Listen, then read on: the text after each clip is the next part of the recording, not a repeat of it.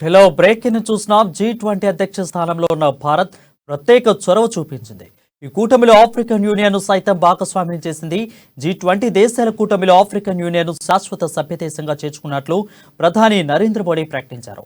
50 దేశాలతో కూడిన African union శాశ్వత మెంబర్గా చేర్చే ప్రతిపాదికను మోదీ సరస్సులో ప్రకటించగా దీనికి అన్ని సభ్య దేశాలు స్వాగతం పలికాయి. మీ అందరి మద్దతుతో G20లో చేరాలని ఆఫ్రికన్ యూనియన్ ఆహ్వానిస్తున్నట్లు ప్రధాని మోదీ ప్రకటించారు.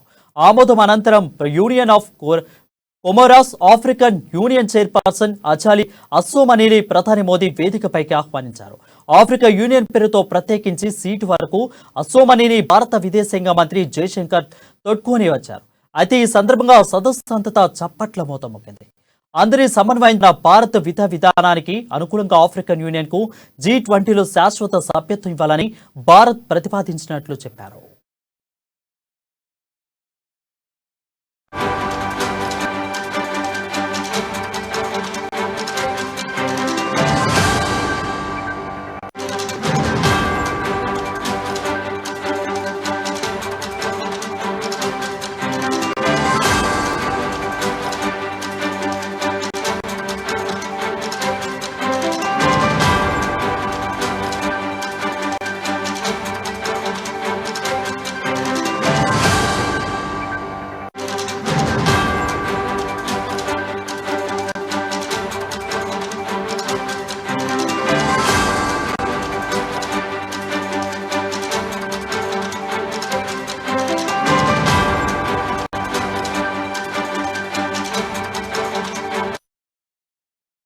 న్యూస్ చూస్తాం. G20 అధ్యక్ష స్థానంలో ఉన్న భారత్ ప్రత్యేక చొరవ చూపించింది.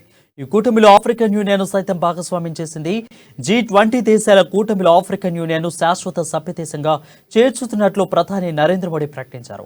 50 దేశాలతో కూడిన ఆఫ్రికన్ యూనియన్ శాశ్వత మెంబర్గా చేర్చే ప్రతిపాదనను ప్రధాని మోదీ సదస్సులో ప్రకటించగా దీనికి అన్ని సభ్య దేశాలు స్వాగతం పలికాయి.